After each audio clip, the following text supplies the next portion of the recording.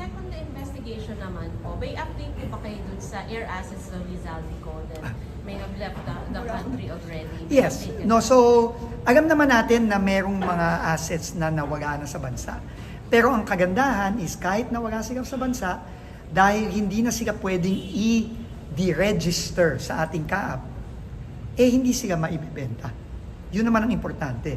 No, na hindi sila maibibenta kahit nasaan pa sila, Singapore, Malaysia, kahit saan pa sila, hindi sila pwedeng ibenta.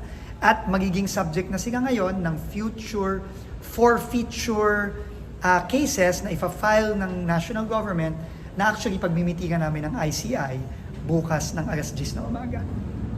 Ito yung second meeting namin para pag-usapan na kung kailan magfa-file ng mga civil forfeiture cases against those involved here para masimulan na yung proseso ng pagbabalik ng pera kasi yun naman ang gusto mangyari ng ating Pangulo at ng ating mga kababayan.